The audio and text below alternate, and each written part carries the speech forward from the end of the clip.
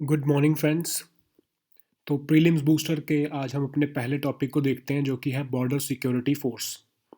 अब ये बीएसएफ जो है उसका अभी रिसेंटली 56 रेजिंग डे को सेलिब्रेट किया गया है। तो बीएसएफ जो है वो हमारी वर्ल्ड की लार्जेस्ट बॉर्डर गार्डिंग फोर्स है, ठीक है। 6386.36 किलोमीटर्स को गार्ड कर रही है और सिर्फ international borders of Pakistan and Bangladesh, जो इंडिया और पाकिस्तान का बॉर्डर और इंडिया और बांग्लादेश का बॉर्डर है, उसी पर ही बीएसएफ डिप्लॉयड है सिर्फ, ठीक है। अभी ये याद रखना, चाइना, नेपाल और किसी भी बॉर्डर पर नहीं है बीएसएफ, सिर्फ पाकिस्तान और बांग्लादेश जो है उनके बॉर्डर पर बीएसएफ तैनात है, ठीक है। अब इसको बनाया कब गया था? 1965 की जब वॉर हुई पाकिस्तान के साथ, तब ये रियलाइज़ किया गया कि हम सिर्फ स्टेट की जो आर्म्ड पुलिस बटालियन होती है, जो स्टेट्स, जैसे अगर पंजाब का साथ जो बॉर्डर लगा है तो पहले पंजाब पुलिस की स्टेट आर्म्ड पुलिस बटालियन होती थी। तो तब ये रियलाइज़ किया गया 1965 वॉर के टाइम पे कि हम स्टेट की आर्म्ड पुलिस बटालियन जो है उस पर डिपेंडेंट नहीं रह सकते। हमें एक डेडिकेटेड सिक्योरिटी फोर्स चाहिए जो बॉर्डर्स को गार्ड कर सके, ठीक है। तब कमेटी ऑफ सेक्रेटरीज़ ने डिसाइड किया कि बॉर्डर सिक्योरिटी फोर्स जो है उसको बनाया जाएगा और 1 दिसंबर 1965 को बीएसएफ को बनाया गया, ठीक है। वो मिनिस्ट्री ऑफ होम अफेयर्स के अंडर है, ये आपको पता ही है। अब इंटरेस्टिंग फैक्ट इसमें यह है, शायद जो आप लोग गलत कर सकते हो अगर प्रीलिम्स में इस पर क्वेश्चन आ जाए, कि बीएसएफ का अपना एयर विंग भी है, मरीन विंग भी है, कमांडो यूनिट्स भी हैं और आर्टिलरी रेजिमेंट्स भी हैं। अब एयर विंग और मरीन विंग ये अगर आपको ऑप्शन में दे दिया जाए तो आप ये एक्सपेक्ट करोगे कि नहीं, बीएसएफ तो पाकिस्तान और बांग्लादेश के बॉर्डर पर है, तो इसको एयर विंग या मरीन विंग की ज़रूरत क्या पड़ेगी। तो ऐसा नहीं होगा, ये अगर आपको क्वेश्चन में दिया होगा तो आपको इसको सही करना है, ठीक है। और सीएपीएफ जो होती है हमारी सेंट्रल आर्म्ड पुलिस फोर्सेस, जितनी भी जो हमारी होम मिनिस्ट्री के अंडर है, वो साथ के साथ हम मैंने यहाँ पर लिख दी हैं। तो इसको आप पढ़ लेना कि कौन कौन सी होती हैं। असम राइफल्स, अब असम राइफल्स जो है वो dual control of defence ministry और होम मिनिस्ट्री के अंडर है, ठीक है। तो ये असम राइफल्स भी एक सेंट्रल आर्म्ड पुलिस फोर्स ही है, जबकि अब BSF, CISF, CRPF, ITBP, NSG और एसएसबी, ठीक है, ये सातों की सातों होम मिनिस्ट्री के अंडर आती हैं। अभी recently prime minister Narendra Modi ने मन की बात अपना एड्रेस तो होता है उनका मंथली रेडियो एड्रेस, उसमें अनाउंस किया है कि अन्नपूर्णा का एक आइडल कनाडा हमको वापस कर रहा है आफ्टर आफ्टर ऑलमोस्ट 100 ईयर्स। तो अन्नपूर्णा क्या होते हैं? गॉडेस ऑफ फूड, ठीक है। तो ये बस इसके अंदर इंपॉर्टेंट है, बाकी तो बेसिक फैक्ट्स हैं वो आप पढ़ लेना, इसमें से क्या है, it's not too important. But हाँ, एक ये याद रखना कि जब भी कोई ऐसा आइडल हमको वापस दिया जाता है तो उसकी custody archaeological survey of India के पास दी जाती है। फिर वो उसको प्रॉपर वेरिफिकेशन करते हैं, उसकी डॉक्यूमेंटेशन वगैरह को देखते हैं, उसके बाद वो जो आर्टिफैक्ट है उसको ओरिजिनल प्लेस पर भेजा जाता है। जैसे इस केस में बनारस की बात हो रही है या काशी की बात हो रही है, तो वहाँ पर भेजने से पहले आर्कियोलॉजिकल सर्वे ऑफ इंडिया उसको पूरा चेक करेगा, वेरीफाई करेगा, उसके बाद ही उस जगह पर भेजेगा, ठीक है। और कौन कौन से ऑब्जेक्ट्स रिटर्न किए गए हैं रिसेंट टाइम्स में, ये सारे लिखे हुए हैं, ये पढ़ लेना आप। एक अब हमारा नेक्स्ट टॉपिक है भाग्य लक्ष्मी टेम्पल। अभी भाग्य लक्ष्मी टेम्पल क्यों रिसेंटली न्यूज़ में आया है? क्योंकि अभी हैदराबाद में लोकल गवर्नमेंट के इलेक्शंस हो रहे हैं वहाँ पर। तो जो यूनियन होम मिनिस्टर है वहाँ पर उन्होंने विज़िट किया इस मंदिर में, इस भाग्य लक्ष्मी टेम्पल में, हैदराबाद में है जो।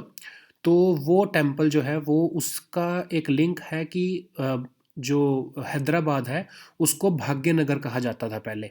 ये ऐसा क्लेम कर रहे हैं कुछ हिस्टोरियंस और कुछ पॉलिटिकल लीडर्स कि हैदराबाद का नाम पहले भाग्यनगर होता था। तो इवन जो होम मिनिस्टर है उन्होंने भी ये स्टेटमेंट दी थी कि, और जो यूपी के चीफ मिनिस्टर हैं उन्होंने भी स्टेटमेंट दी थी कि if we come to power in Telangana we will rename Hyderabad as Bhagyanagar, ठीक है। तो भाग्य लक्ष्मी टेम्पल क्या है? गॉडेस लक्ष्मी को डेडिकेटेड है ये।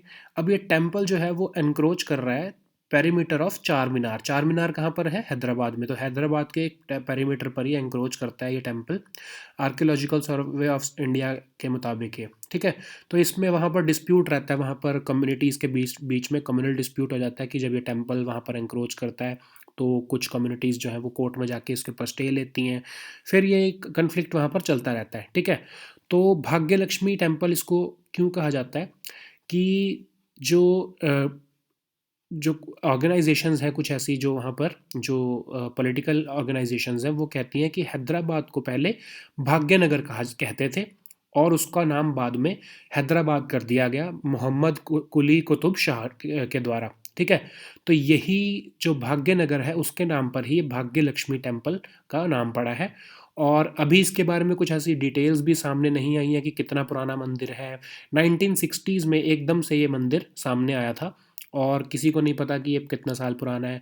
वहाँ के कुछ एक पॉलिटिकल लीडर हैं जो हमारे अभी यूनियन कैबिनेट में भी हैं, तो उन्होंने क्लेम किया कि ये 1500s में कुछ ये टेम्पल था पहले से, और बाद में चार मीनार बना के इसको नीचे दबा दिया गया और इसके ऊपर इंक्रोच कर दिया गया। तो इट्स ऑपोजिट, मतलब कि जो पॉलिटिकल लीडर हैं वो कह रहे हैं कि ऐसा ऑपोजिट है कि टेम्पल एंक्रोच नहीं कर रहा है चार मीनार के ऊपर, एक्चुअली चार मीनार ने एंक्रोच किया था इस टेम्पल के ऊपर, ठीक है। तो वहाँ पर एक पॉलिटिकल एक कम्युनल एंगल आ गया है वहाँ पर, तो ये डिस्प्यूट चल रहा है। तो आपको बस इतना पता होना चाहिए कि भाग्य लक्ष्मी टेम्पल जो है ये, क्योंकि ये न्यूज़ में है तो ये कहाँ पर है और ये किसको डेडिकेटेड है, और हैदराबाद का जो पुराना नाम है वो क्या है, ये आपको थोड़ा सा पता होना चाहिए, ठीक है।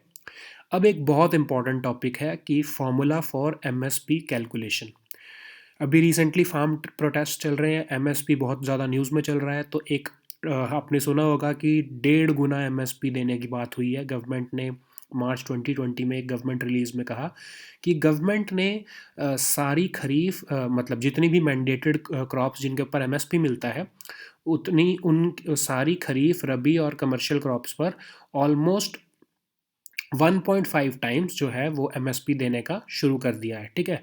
अब पहले, आज से पहले, आई मीन 2018-19 के बजट के अनाउंसमेंट में जब ये कहा गया था कि 1.5 टाइम्स ऑफ प्रोडक्शन कॉस्ट हम एमएसपी देंगे, उससे पहले एमएसपी कैसे कैलकुलेट होता था, ठीक है। अब एमएसपी को कैलकुलेट कौन करता था? Commission for agricultural cost and prices. अब ये कैलकुलेट करके रिकमेंड करते थे, मिनिस्ट्री ऑफ एग्रीकल्चर के अंडर था ये। तो ये एक ऑर्गेनाइजेशन जो कैलकुलेट करके बताती थी, रिकमेंड करती थी गवर्नमेंट को, और कैबिनेट इसको अप्रूव करती थी कि, और ये जो एमएसपी होता है ये 23 क्रॉप्स पर दिया जाता है अभी तक, ठीक है। मिनिमम सपोर्ट प्राइस आपको पता ही है कि गवर्नमेंट किस प्राइस पर किसानों से प्रोक्योर करेगी, मिनिमम कितना प्राइस मिलेगा उस क्रॉप का, ये गवर्नमेंट डिसाइड करती है। तो 14 ऐसी क्रॉप्स हैं जो खरीफ सीज़न की हैं, 6 ऐसी क्रॉप्स हैं जो रबी सीज़न की हैं, और शुगर केन और जूट और कोपरा ये तो कमर्शियल क्रॉप्स हैं, आपको पता ही है। तो ऐसी 23 क्रॉप्स हैं जिसके ऊपर एमएसपी मिलता है।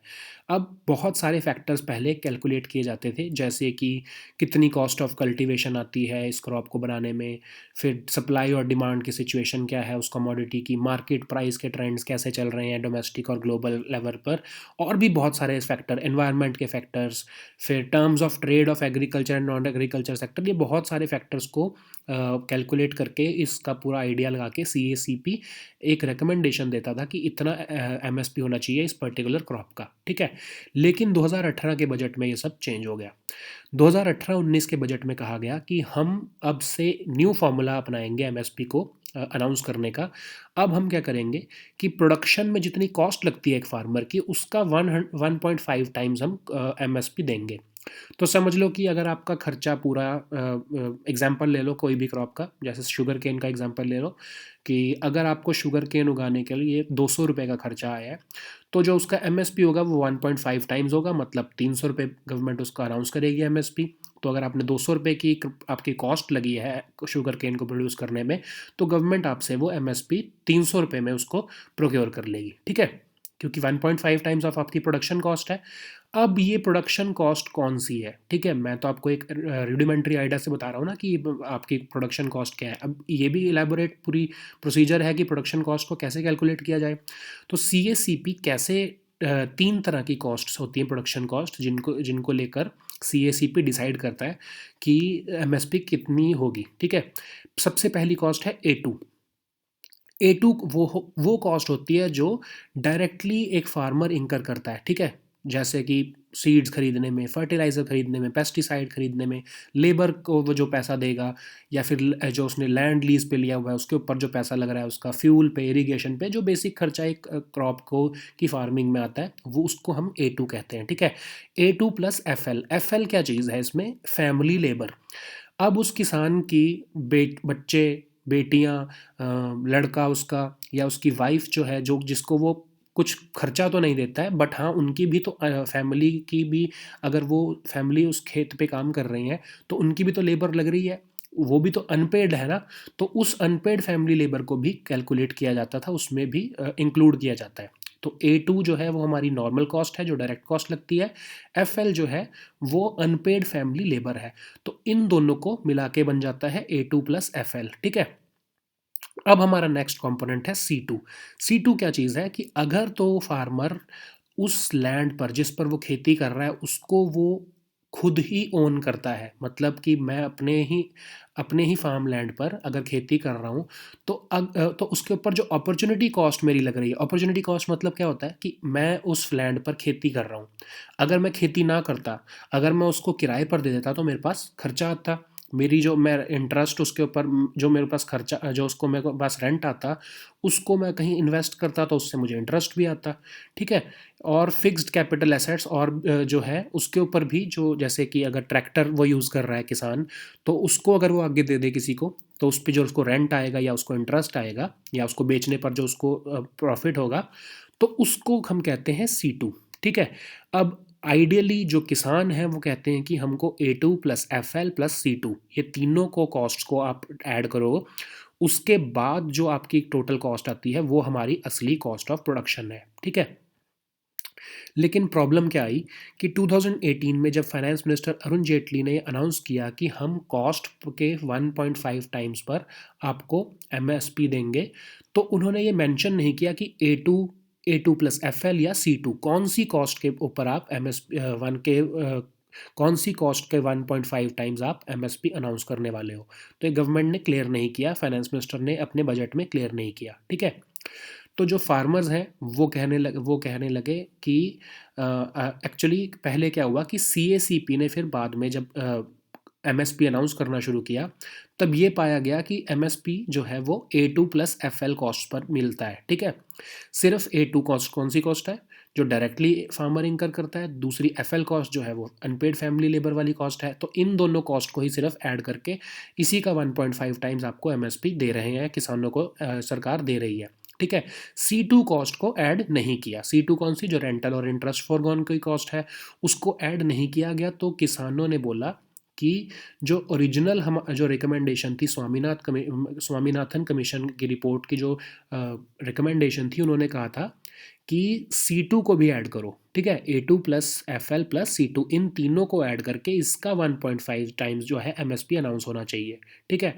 लेकिन जो है अभी करंटली MSP जो है वो सिर्फ A2 plus FL cost per मिलता है। तो इस कंटेक्स्ट में गवर्नमेंट ने रिप्लाई क्या दिया अभी मार्च 2020 में कि हाँ हम A2 plus FL cost per तो देते हैं MSP, बट अगर हमें लग रहा है कि कहीं पर लैंड की बहुत ज़्यादा वैल्यू है, जैसे पंजाब में या हरियाणा में जो लैंड जो है उसकी बहुत ज़्यादा वैल्यू है और वो बहुत एक सिग्निफिकेंट अमाउंट है अगर अगर फार्मर के लिए, तो हम C2 को भी उन कॉस्ट में इंक्लूड करते हैं, वहाँ की नेशनल एवरेज, जब नेशनल जब वो हम MSP को निकालते हैं तो हम उस एरिया की जहाँ जहाँ ज़रूरत पड़ती है हमें, तो हम C2 कॉस्ट को भी इंक्लूड करते हैं, ठीक है।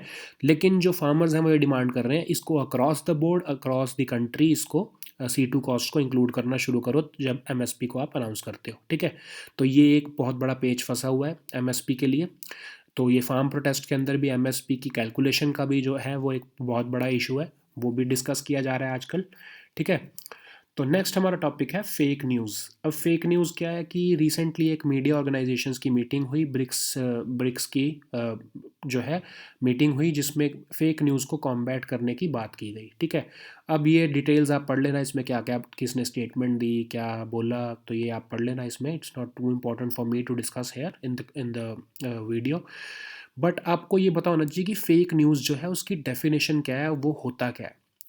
इन्फॉर्मेशन एक ऐसी information that is likely to be perceived as news, ऐसी इन्फॉर्मेशन जो आपको न्यूज़ की तरह पेश की जाए लेकिन वो ज़बरदस्ती जानबूझकर फैब्रिकेटेड हो, ऐसी इंटेंशन के साथ उसके साथ छेड़खानी की गई हो उस न्यूज़ के साथ ताकि आपको धोखा दिया जा सके, ठीक है। और झूठे फैक्ट्स के साथ आपको प्रेजेंट की जाए तो उसको हम कहते हैं फेक न्यूज़। तो ये एथिकल जर्नलिज्म नेटवर्क इनकी एक डेफिनेशन है, ठीक है।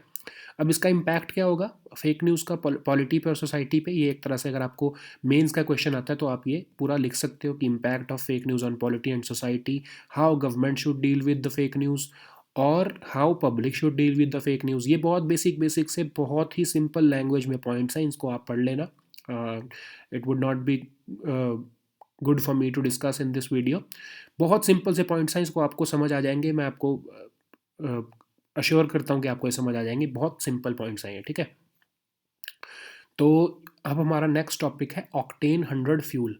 अभी रिसेंटली आज इंडियन ऑयल कॉरपोरेशन ने कंट्री का सबसे पहला 100 ऑक्टेन पेट्रोल जो है उसको लॉन्च किया है, ठीक है। अब किसने लॉन्च किया है? इंडियन ऑयल कॉरपोरेशन ने। तो ये ऑक्टेन रेटिंग होती क्या है? 100 ऑक्टेन पेट्रोल का मतलब क्या हुआ, ठीक है। ऑक्टेन रेटिंग आपकी फ्यूल की स्टेबिलिटी को दर्शाती है, ठीक है। अब ये है फ्यूल की एबिलिटी को, फ्यूल की वो एबिलिटी ताकि नॉक नॉक एक टर्म होती है, उसको अवॉइड करने की जो है वो एबिलिटी है, ऑक्टेन रेटिंग से ही उसको मेजर किया जा सकता है। अब आपको ये पता होना चाहिए नॉक क्या होता है। नॉक का मतलब होता है कि जो फ्यूल है वो बहुत ही प्रीमेच्योरली अगर इंजन में इग्नाइट हो जाता है तो उससे क्या है, इंजन की जो एफिशिएंसी है वो बहुत ज़्यादा हर्ट होती है, या मतलब ख़राब हो जाती है, डिग्रेड हो जाती है, और उससे इंजन को डैमेज होने का भी खतरा बना रहता है, ठीक है। तो जो हाई ऑक्टेन रेटिंग वाला फ्यूल होगा तो वो उतनी ही कम नॉक करेगा, ठीक है, या फिर अवॉइड करेगा उस नॉक को। अगर कम कम ऑक्टेन रेटिंग का जो फ्यूल होगा तो वो ज़्यादा नॉक करेगा, मतलब बहुत जल्दी प्रीमेच्योरली वो इग्नाइट हो जाएगा इंजन में, तो उससे इंजन की जो है हेल्थ को खतरा हो सकता है, ठीक है। The higher the octane number the more resistant the petrol mixture is to knock, ठीक है। जैसे मैंने आपको कहा कि जितना हाई नंबर होगा उतनी ही ज़्यादा हमारी इस नॉक, जो नॉक हमारी अनडिज़ायरेबल जो हमारी ये स्टेट है, इससे दूर रहेगा उतना ही ज़्यादा पेट्रोल या फिर फ्यूल, ठीक है। तो जितना हायर ऑक्टेन नंबर होगा उतना ही हमारे लिए अच्छा है, ठीक है। अब जो ये 100 ऑक्टेन पेट्रोल है वो सिर्फ 6 कंट्रीज़ में इस टाइम पर अवेलेबल है, US, Germany, Greece, Indonesia, Malaysia और इसराइल। अब India is the 7th country to have 100 octane petrol, ठीक है।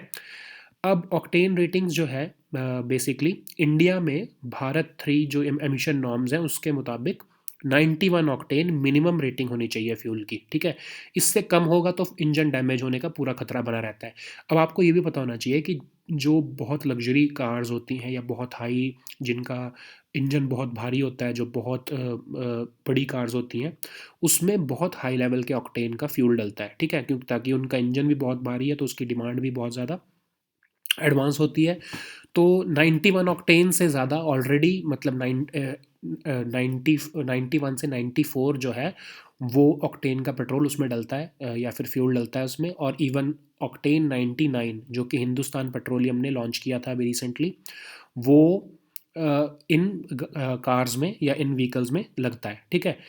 अब इसकी सिग्निफिकेंस क्या है कि अब बेसिकली आपको समझने के लिए आपको ये पता होना चाहिए कि जितना ज़्यादा नंबर होगा ऑक्टेन नंबर फ्यूल का, उतना ही ज़्यादा उसको एनर्जी लगेगी कंबस्ट होने में, उसको जलाने में, उस फ्यूल को। जैसे ही वो पेट्रोल आपके इंजन में जाएगा, अगर वो बहुत हाई ऑक्टेन नंबर का है तो बहुत हाई एनर्जी जब उसको लगेगी तभी वो कंबस्ट होगा, तभी वो जलेगा, ठीक है। एज़ कम्पेयर टू अगर कम ऑक्टेन नंबर का फ्यूल है तो वो बहुत जल्दी आग पकड़ लेगा, और बहुत जल्दी अगर वो इग्नाइट हो जाता है तो उससे इंजन को डैमेज होने का खतरा बना रहता है, ठीक है। तो जो हाई ऑक्टेन फ्यूल होगा वो only, it will only catch fire because of spark plug, ठीक है। और बाहर के सराउंडिंग कंडीशंस जैसे कि प्रेशर या फिर टेम्परेचर अगर बहुत ज़्यादा कम ऊपर नीचे हो जाता है, या फिर प्रेशर बहुत ज़्यादा हो जाता है, तो उससे वो फ्यूल इग्नाइट नहीं होता जो हाई ऑक्टेन नंबर का होता है। तो इसीलिए ही हमारे लिए हाई ऑक्टेन जो फ्यूल है वो बहुत हमारी व्हीकल की हेल्थ के लिए अच्छा होता है, ठीक है। तो ये हमारे आज के टॉपिक्स थे, इन सब को आप पीडीएफ से डाउनलोड करके पढ़ लेना। Please also solve the questions, MCQs also, और एडिटोरियल्स भी पढ़ लेना। We'll meet next time with new topics. Until then, good bye and take care.